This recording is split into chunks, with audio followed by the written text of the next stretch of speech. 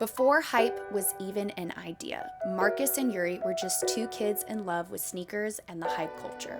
My name is Marcus Scharf. I'm one of the founders of Hype Miami. I would say I fell in love with sneakers probably when I was pretty young, like 12, 13 years old. I was definitely influenced by, I would say, more so basketball culture than anything, specifically Nike basketball shoes. So a lot of people that got into sneakers were either usually coming from skate culture or basketball culture. For me, it was really basketball. I was probably like 16, 15, and I never really fell in love with the sneaker, but I just couldn't afford them. And my parents would never buy them. You know, I saw kids wearing them, and I always had some clearance sale Marshall sneakers on. Just something that I always wanted, I couldn't get. They started hustling and trading kicks before they were even old enough to drive. So I was about 14 years old when I first sold my first sneaker. I was collecting sneakers or just buying sneakers before then, but there was only a certain extent that my parents would buy me sneakers, and I would basically buy sneakers. The profit that I made from it, I would use to buy my own pair. I started with sneaker botting. So what sneaker botting is you use software to buy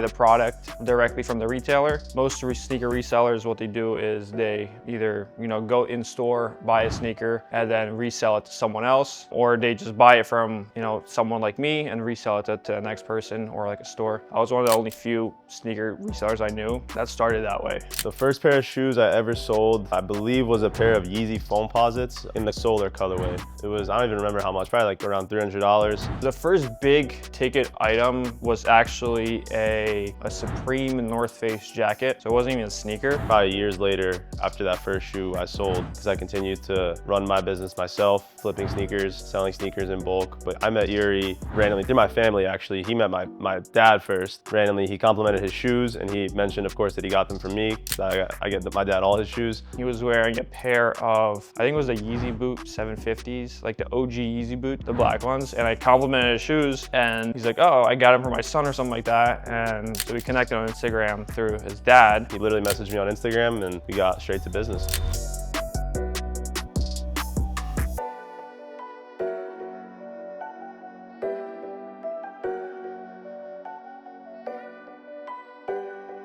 Their love for the hype culture took them on a path to success they never expected. I ended up in Miami for college. I was running my business at the time during college out of my 400 square foot college dorm, literally, because we had the warehouse in Philadelphia. I realized when I was in college, I wasn't really interested in doing what everyone else was doing. And I kind of had a moment where I was like, oh, okay, this can be my full thing. I'm making a lot of money right now with it. I can continue to grow it. Why would I do anything else if it's already working? So that's when the idea for Hype was born, because I wanted to do something that was more than just flipping sneakers and making money, but rather build a brand, build a physical storefront with a physical presence and an online presence also.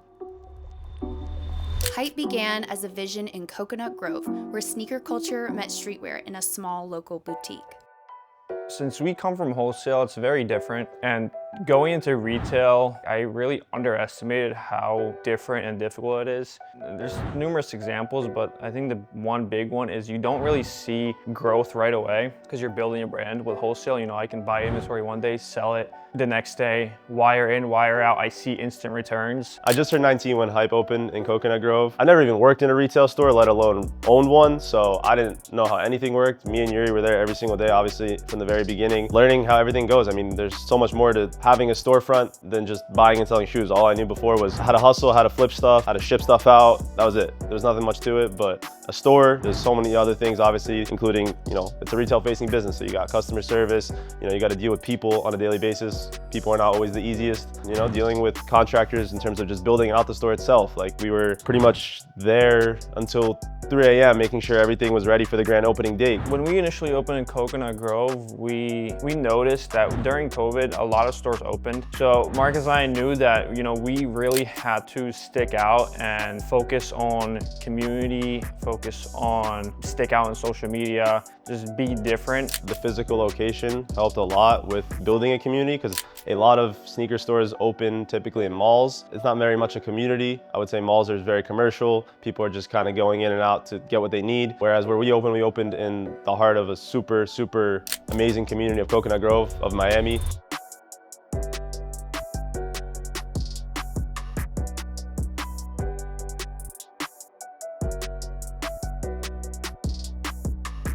Working at the original Hype store was really cool because it was in my neighborhood. I grew up, Coconut Grove area. And one of the prominent areas there being the Cocoa Walk specifically. That first day, I was like on my regular weekend stroll, like I was like kind of shopping a little bit. And I walk in and it's like a big thing. Like I see Marcus, I see some of the older people, some of their friends like Griffin and them, like I see Yuriy. They don't remember the encounter either. Like they literally don't remember. And I like remember it to the T. The original was very cool, it was a vibe. It was literally like 5 minutes away from campus. I wasn't too used to the Grove, despite me going to UM, but it was cool. A lot of cool people. At first, I thought I was applying for like a little summer job, you know, because obviously I was still in school at the time. But as I continued to grow with the brand, I saw the vision and I decided to take a leap of faith and take a higher position for Hype and contribute to its success and growth. The brand grew like pretty fast, to be honest. Marcus and them were very eventful in the beginning. Like they did a lot of events, like art bays and stuff like that. They had a lot of people come through and collab with them. So it grew rapidly due to the fact that we were bringing a lot of people from the community and outside.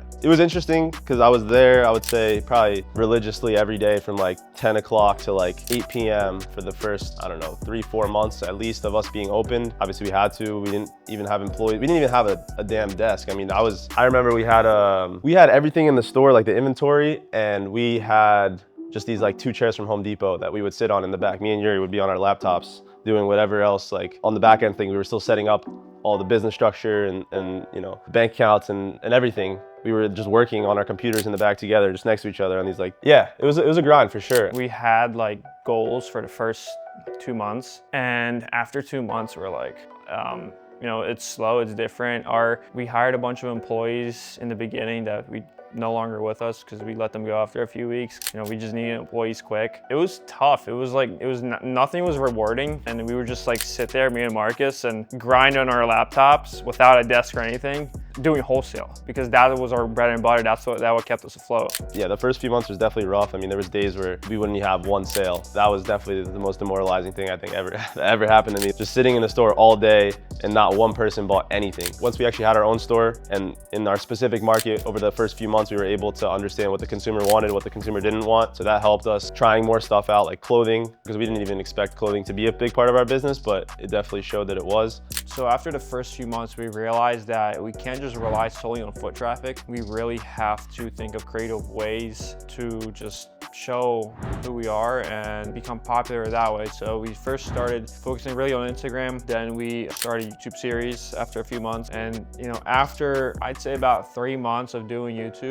not even, maybe like a month or 2, people started coming in because they knew us from YouTube and not from just like the store in the Grove. So that was like super, you know, rewarding. That was mostly inspired by my dad. He always preached that from the time I started. I mean, he's been my inspiration in business in general. For those that don't know, I guess my dad's a high-end watch and jewelry dealer. He started doing social media a few years back and he had a lot of success very quickly with it. And he told me that document everything, document the process, put yourself out there on the internet and you will see the business come back to you in the long run.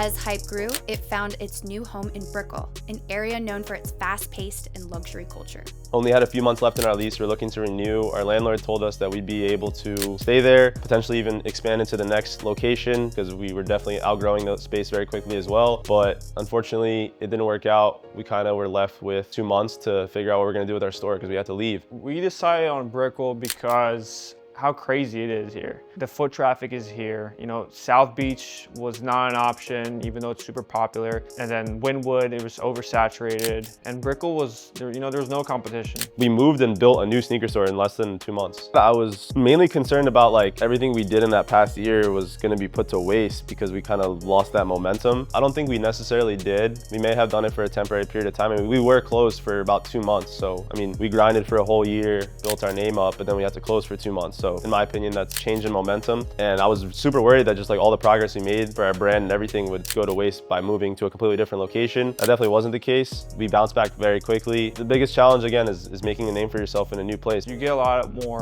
tourism. It's a younger crowd here. People in their 20s with money. It's less families, but we knew we had to double our sales from last year because it's such a competitive. Brickell is so small. The foot traffic here is insane. Our average order spend, like they, went up a significant amount compared to the previous store. We knew we had to be the best, and if you're not doing well, they're gonna look on to the next person. Brickell is just, dude, it's the center of all influencers, all younger, wealthier people. You never even know who walks in. So you get a lot of high-end clients, get a lot of famous people that you gotta attend to, people who are more knowledgeable in the sneaker industry. They know about StockX and they start complaining about market comparisons, and they don't understand. There's a lot of factors that contribute into what we bring to them, whether it's authenticity, quality, and exclusivity. Just adapting to that, and it's been really cool. A lot that contributed to our growth in our social media presence, online presence. It's definitely fast. It's definitely like new people all the time because we're slap in the middle of Brickell, one of the main places in Miami. So it's a lot of different clientele. I think being here,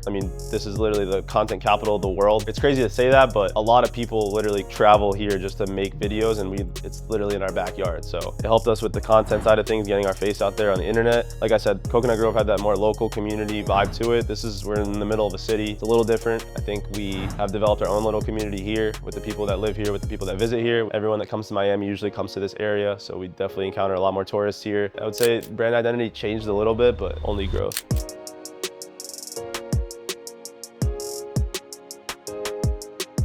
With its outstanding growth created in the Brickell location, now Hype is preparing to take its next leap as a brand, opening a second store in the heart of Miami's new retail and cultural hub, the Miami Worldcenter. Miami Worldcenter is, I think, the next biggest spot in Miami in the next 3-5 years, is because there's a lot of new construction there. There are high-rises going on every single corner. Everywhere you look, there's a crane. There is very prestigious tenants moving in there. You have Apple, you have Lululemon, you have Sephora. There's a bunch more moving in there that we can't announce. Being in downtown, it'll definitely be more of the tourist scene. Like, a lot of people are still moving here, like so many people. So since we're kind of one of the first tenants there, it'll definitely be easier to connect with a lot of the businesses there. Obviously we have the Heat Arena there now, so I assume a lot of players that are gonna, come through, and we'll make connections with them as well. So it's definitely gonna be exciting for sure. Bro, Miami Worldcenter is nuts. Just the fact that we know what's to come for them in terms of the businesses that are growing around it and how close it is to, the Heat Stadium, and just the amount of foot traffic. I feel like foot traffic, no matter where you are, is just ideal, because someone may not know who you guys are, but if they walk across it and they see something that they like or something that catches their eyes, the sales just come to you and you don't have to do too much. Miami Worldcenter is the next step for Hype for sure, because it's the most up-and-coming area in all of Miami, in my opinion. I think I see in Miami Worldcenter what I've heard about what Brickell was, 5-10 years ago. At the end of the day, there's a lot of places that are affluent, a lot of places that are a good place to open for retail, but we want to associate ourselves with places that are on the rise, that have room for growth. And I think that's really the idea behind Miami Worldcenter, is being somewhere that our business will grow with the general area itself. Everyone's heading to Miami in general. In the last few years, it's been mainly Brickell, it's been Coconut Grove, it's been those areas. A lot of money is headed into downtown. It's already in downtown. We have 15 massive residential buildings all in the vicinity of less than a mile of the Worldcenter. Even the building that we're below on the first floor of Paramount itself is one of the most affluent buildings with our prime demographic of customer. Co-tenants as well, a lot of great co-tenants that we were excited to be a part of something together. It's cool to be able to, us being a small business and being very new to Miami, to be amongst all these other massive, billion-dollar corporations is very special. And I look at it this way: if a billion-dollar corporation's coming somewhere, they have a lot of thought into that, and success follows success. Yeah. There's really nowhere to go for people that live downtown, and downtown is big. Downtown, it's probably 5 times the size of Brickell, and I think Worldcenter, where it's positioned directly in the center, next to the Heat Arena, next to Bayfront Park, I think once that all connects, that will be the next Brickell and bigger. I definitely see a lot of charitable things happening to us for sure. Again, just building connections with other people in business, and even just the community as a whole. I grew up seeing that type of stuff, so I always enjoyed that as a kid, and I definitely want to connect with someone like a sneaker store, because I feel like a lot of stores don't necessarily do that.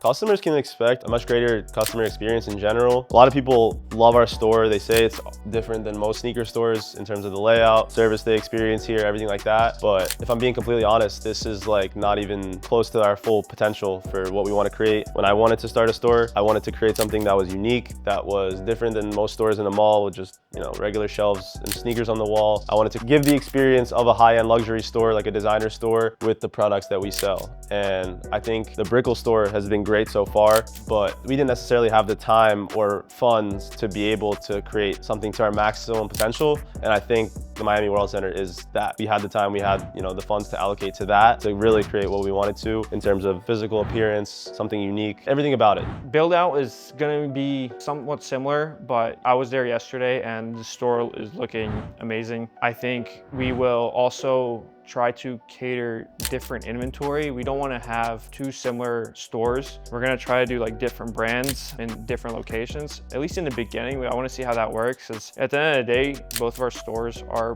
pretty close together. I think it will be stressful, but super fun. With the new store coming, we have to double our employees. There's just a lot of like steps you have to take before and during that I find really fun. The biggest thing that's been on my mind is the new employees. So I'm looking forward to work with the newer employees and just getting to know them. I don't know, I like meeting people a lot and working with them.